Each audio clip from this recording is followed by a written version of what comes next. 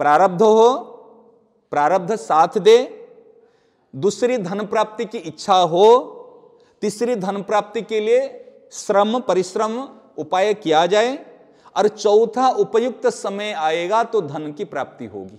किसने चाहा? नहीं चाहते हुए भी यदि दुख आया तो नहीं चाहते हुए भी आपके जीवन में जो सुख आने वाला सुख अवश्य आएगा। बांके बिहारी जी वीआईपी व्यक्ति को जो 5 रुपए देकर जाता है उनके लिए कोई विशेष दर्शन नहीं देते, और जो पीछे रह के दर्शन करता है उनके लिए कोई कम दर्शन नहीं देते। ये आपका भाव है। देखो, मैं मेरी बात नहीं बता रहा हूं, जीवन मुक्त भगवत प्राप्त बीतराग संत की बात बता रहा हूं, अनुभव वाणी बता रहा हूं। कौन है? वर्तमान इस संसार की एक बीतराग संत, जीवन मुक्त भगवत प्राप्त, जिनका जीवन में कोई लोभ नहीं, लालच नहीं, कोई व्यक्तिगत स्वार्थ नहीं। आप सब जानते हैं हमारे इस विश्व के एक स्तंभ है, धर्म का स्तंभ है माना जाए थे, और सब लोग जानते हैं उनके नाम, श्रद्धेय स्वामी जी श्री रामसुखदास जी महाराज। कौन नहीं जानता उनके नाम को? उन्हीं की अनुभव वाणी बता रहा हूं, उन्हीं के शब्दों में मैं अपने मन से एक शब्द भी नहीं लगाऊं। धन के लिए उन्होंने क्या कहा है? उन्होंने कहा है, रुपयों को सबसे बढ़िया मानना ये बुद्धि भ्रष्ट होने का लक्षण है।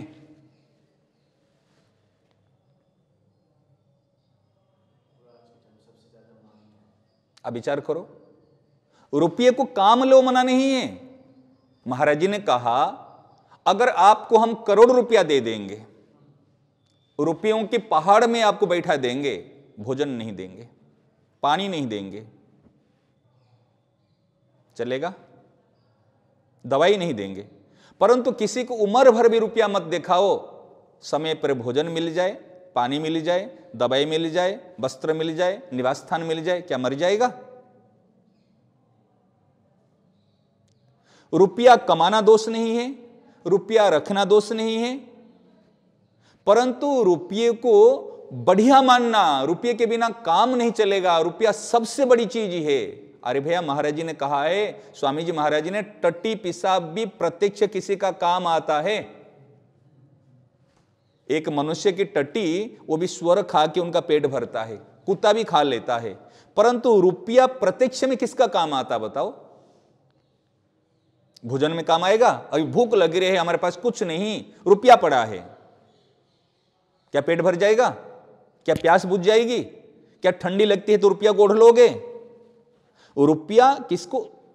रुपया के माध्यम से चीज वस्तु काम आती है, बात समझ रहे ना? परंतु हमारे रुपये के प्रति महत्व बुद्धि है। रुपया मिल जाए, रुपया किसको? रुपया दे दो, कोई रुपया लाख रुपया दे दो कि तू दिन रात गिनती करो, खाने पीने को मत दो, क्या वो जिंदा रहेगा? क्या कर सकता है? आप बताओ। और रुपया बड़ी चीज है, और रुपया दे दो और कुछ मत दो, परंतु रुपये से बढ़कर वस्तु, वस्तु से बढ़कर व्यक्ति, व्यक्ति से बढ़कर उनका विवेक, ठीक है ना? विवेकशील व्यक्ति, व्यक्ति तो बहुत मिलेंगे, विवेक ये प्रधान है। मनुष्य की महिमा क्यों है? मनुष्य के पास में भगवान ने विवेक शक्ति दी है, इसलिए मनुष्य की महत्व है। परंतु हमने मनुष्य को महत्व नहीं देते, हमने व्यक्ति को महत्व नहीं देते, हमने वस्तुओं को महत्व नहीं देते, महत्व देते रुपया, रुपया, और इसके लिए उपाय बताते हैं। इसलिए महाराज जी ने कहा, रुपयों के प्रति जो महत्व बुद्धि है, यह बुद्धि भ्रष्ट होने का लक्षण है। बुद्धि भ्रष्ट हो जाएगी क्या? जब जिनकी बुद्धि भ्रष्ट हो जाएगी वो करेगा क्या? तो क्या फिर प्रश्न उठता है, क्या हम रुपया नहीं कमाएंगे, रुपया नहीं रखेंगे? खूब कमाओ, मना नहीं करता हूं। अरे भैया, रुपया जो कर्म करोगे, जो कर्म करोगे, कर्म करने से केवल रुपया नहीं मिलेगा, कर्म के साथ साथ अगर आपका भाग्य जुड़ा हुआ रहेगा तब मिलेगा। सही ना? नहीं, कर्म कौन नहीं करता? सारे व्यक्ति कर्म करते, हम करोड़पति बन जाएंगे, हम लखपति बन जाए, करोड़पति अरबपति बन जाएंगे, चाहते ना? नहीं, सबके मन में क्या सब बन गए? कई संतों ने उपाय बता दिया, ये कर लो, ये मंत्र जाप कर लो, ये अनुष्ठान कर लो, ऐसे हो जाएगा। अगर ऐसे होने से दुनिया सब करोड़पति हो जाते हैं। प्रारब्ध पहले रचा, पीछे रचा शरीर, तुलसी चिंता क्यों करे, भजले श्री रघुवीर। और एक ध्यान रखना, संसार कैसे मिलता है? संसार तो वास्तव में आज तक इसको मिला ही नहीं, लेकिन बेह में संसार मिलेगा, धन मिलेगा। प्रारब्ध हो, एक नंबर में प्रारब्ध, दूसरी नंबर में इच्छा, तीसरी नंबर में पुरुषार्थ, चौथे नंबर में उपर्युक्त समय, तो फिर धन की प्राप्ति होगी।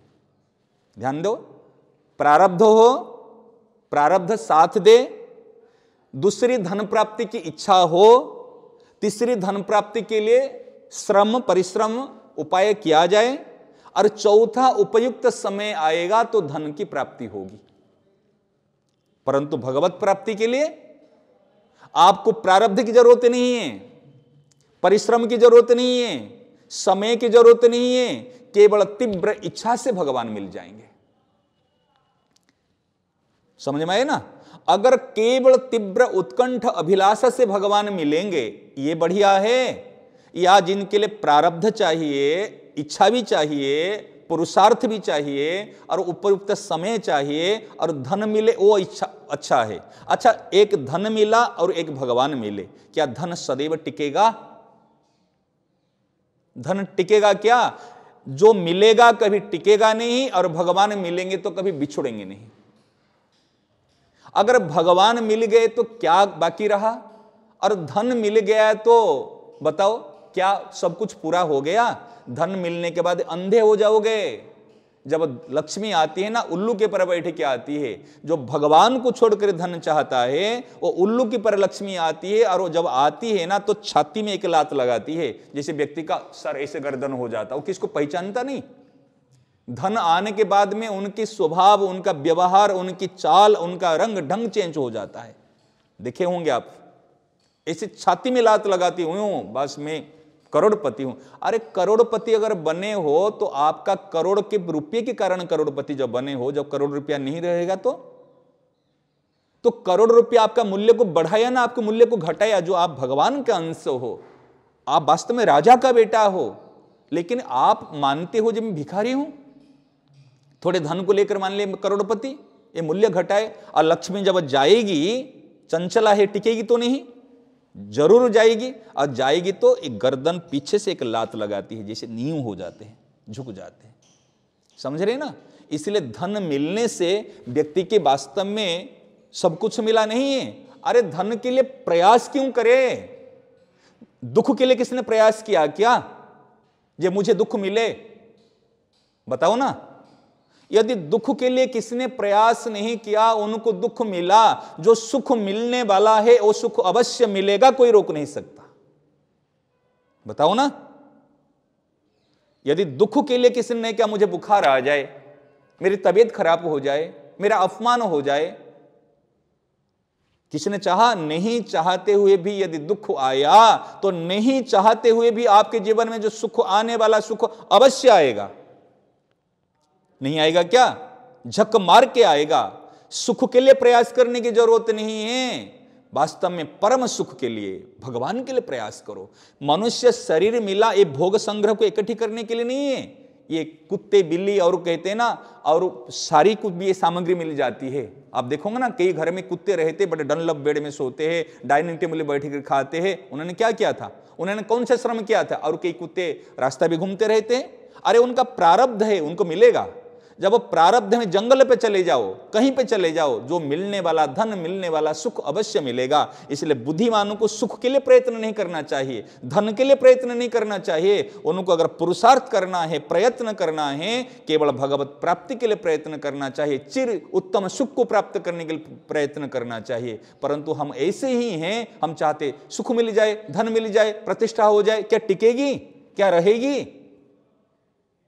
भोग ऐश्वर्य प्रसक्तानाम तया अपहृत चेतसाम। ये भोग भोगना और संग्रह करना, ये बुद्धि को अपहरण कर ली। इसलिए कभी वास्तव में उत्तम धन क्या है? उत्तम धन है भगवान का नाम, है उत्तम धन। जब भगवान का नाम चल रहा है, आज इस भौतिक वस्तु नहीं है, तो क्या अभाव हो गया? अगर आप करोड़पति अरबपति बन गए, आप भगवान को भूल गए हैं, मन में शांति नहीं है, तो क्या लाभ हो गया?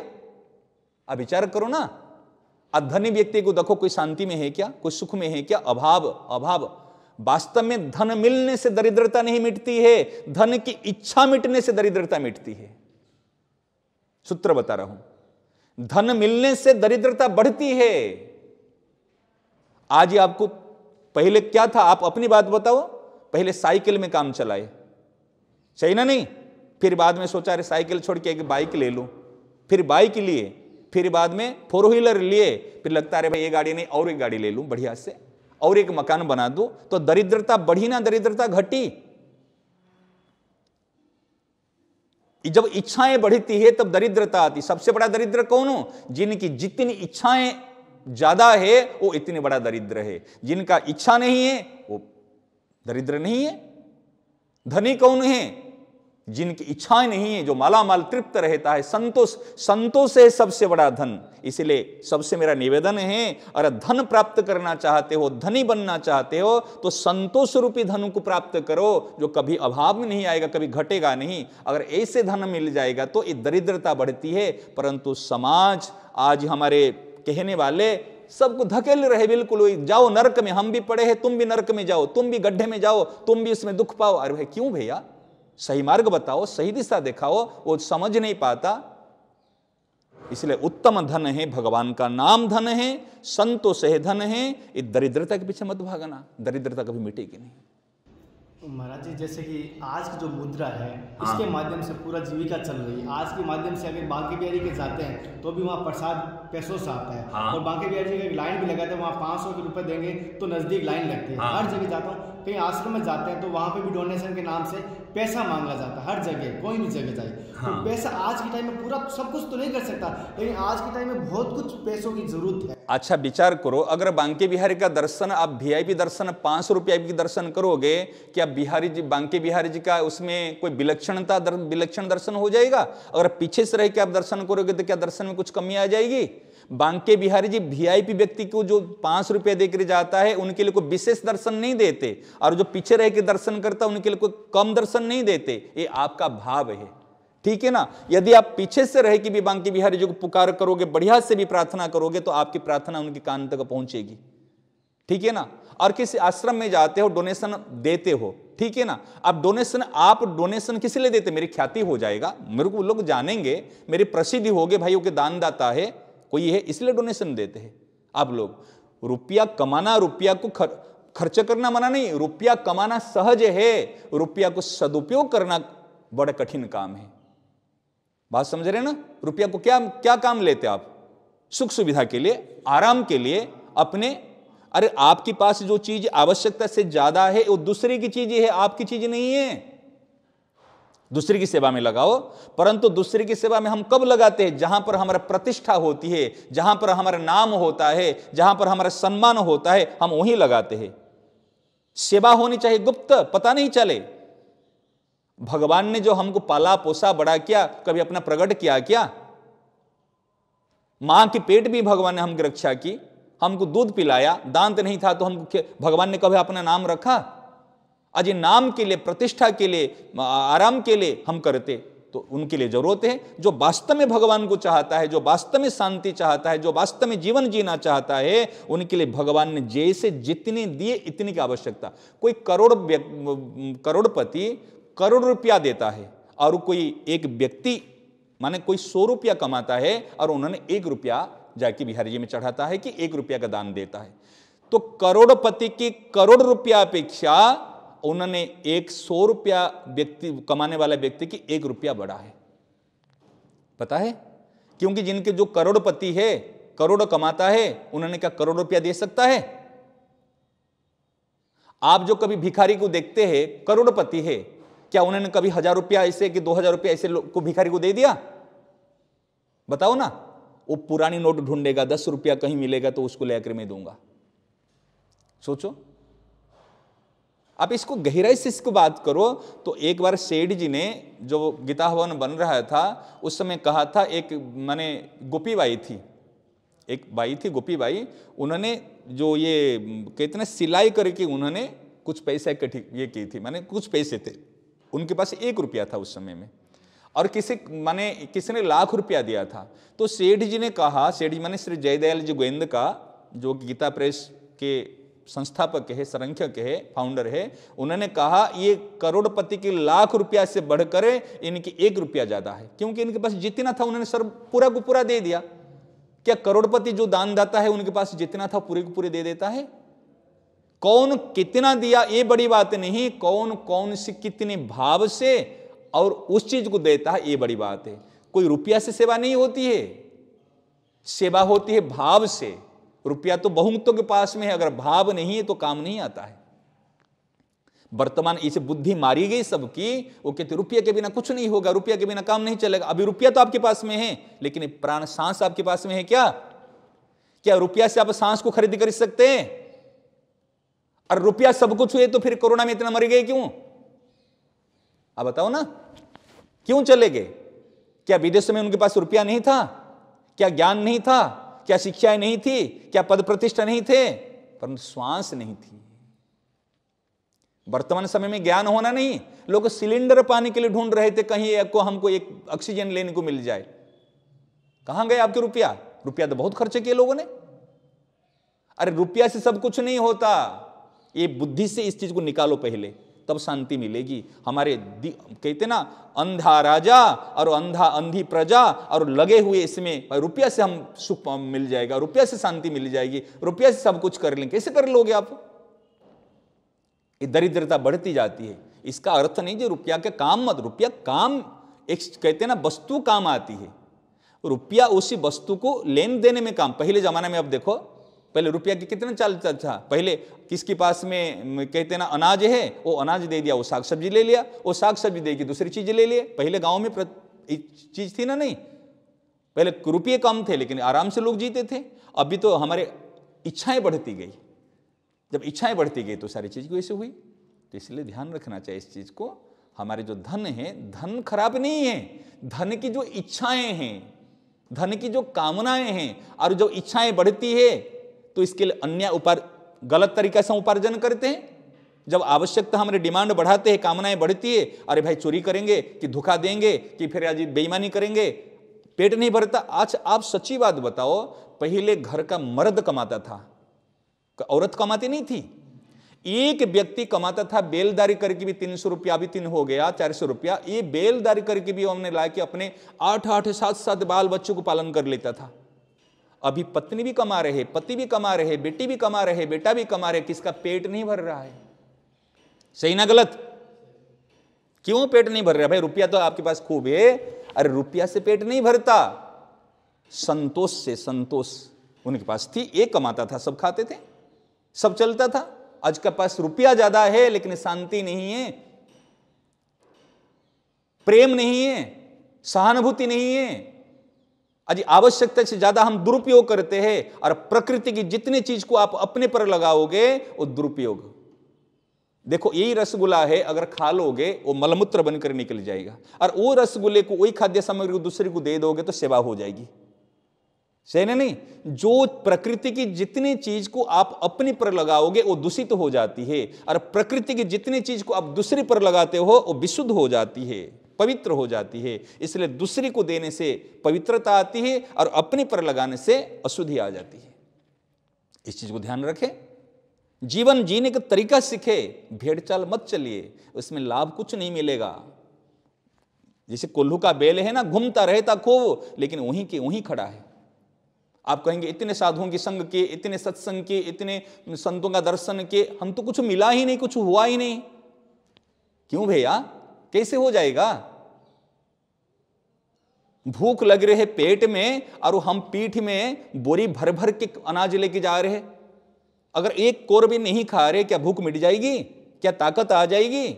सही चीज को जब तक ग्रहण नहीं करेंगे, स्वीकार नहीं करेंगे, तब तक दुख नहीं मिटेगा, अशांति नहीं मिटेगी, और ये परेशानियां नहीं मिटेगी। अब ऊपर से कितने भी चीज कर लो, इसमें कुछ होने वाला नहीं है। इसलिए सावधान इस चीज से, सही चीज को पकड़ो तो काम होगा, नहीं तो यूं समय बर्बाद हो जाएगा। नारायण नारायण।